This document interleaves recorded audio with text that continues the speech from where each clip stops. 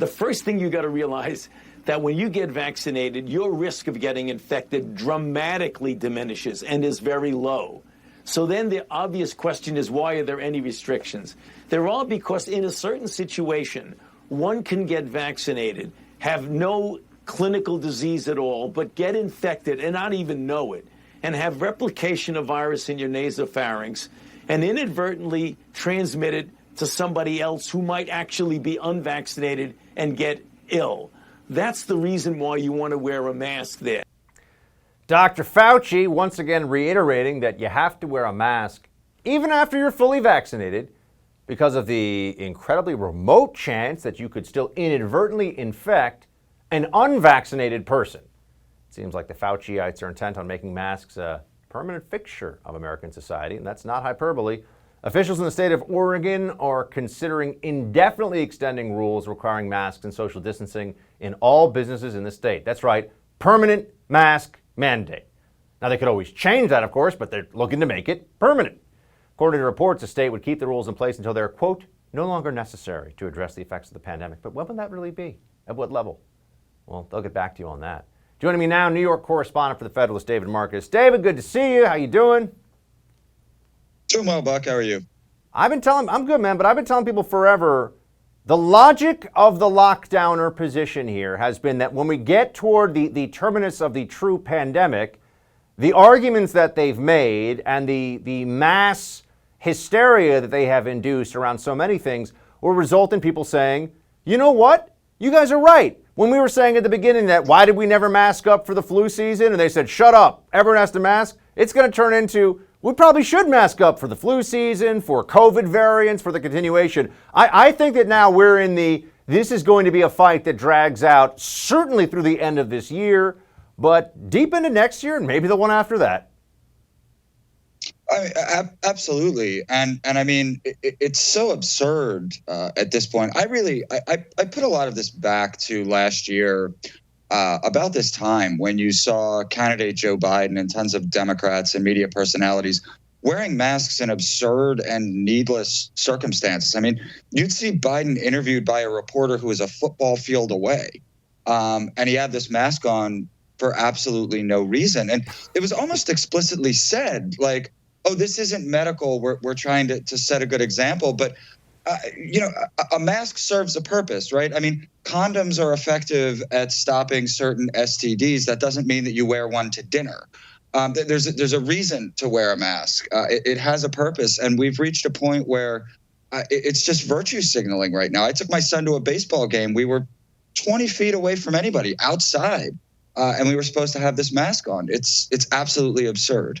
It is absurd, and what I think is so interesting is that the people that were demanding these policies before always suggested the science was on their side, and that was debatable, and that's putting it mildly to begin with, but that was always the claim. Now that it's just gotten to the point of abject absurdity, I mean, there is no basis for outdoor masking as a considerable risk. They're seizing upon 1 in 10,000, 1 in 50,000 or 100,000 by the numbers, risk factors to continue these policies. And when you push them enough, I think that they're becoming more explicit with saying, well, this is about showing good behavior.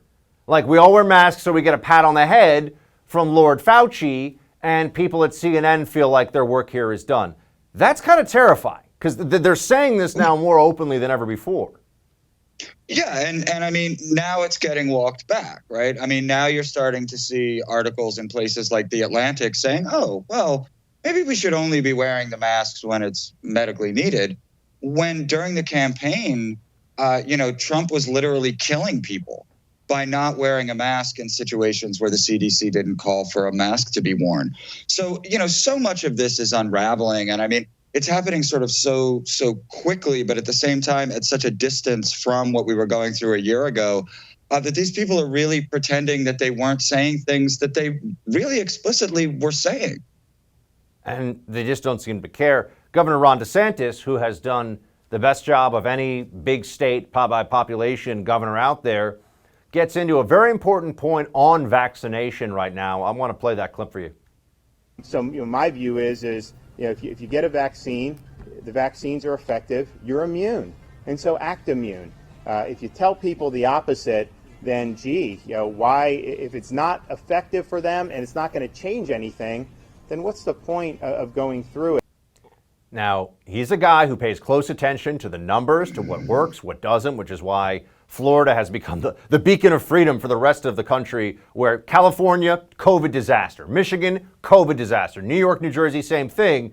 People go, okay, well, maybe Florida actually had something right here. And largely, I think it's by somebody who doesn't politicize the data, who looks at it for what it is. He's talking here about incentives for vaccination. If the big problem, we're told, David, is we can't get enough people vaccinated fast enough, there should be a trade-off in the minds of the Fauci-its and all the people that support him and the Biden administration that, okay, even in the very unlikely scenario that vaccinated people might be able to pass this to somebody and that would somehow contribute to, we all know it, we're talking less than 1% of transmission, at a minimum, less than 1% of transmissions, what would be happening from the vaccinated population to the rest of the population. But also, if people believed, I get the shot, I get to then go around and not wear a mask, it would be a game changer. You would have far more people. Right now they're saying, so I take the risk, I don't get any benefit, and for what? Well, yeah, I mean, the rules keep changing, and the rules are always changing in the direction of more restrictions on the American people. I mean, at first we were told if you catch COVID, then you're immune to COVID. In fact, I had Dr. Moncef Slaoui, the head of Operation Warp Speed, tell me that last July. Then suddenly that wasn't true. And no, you still have to wait for the vaccine. Then you'll be immune. Now we have the vaccine and you're still not immune. So, yeah, the rules keep changing. And every time the rules change, they change in such a way that place these restrictions on people's lives. To me, it's starting to not seem like a coincidence, right?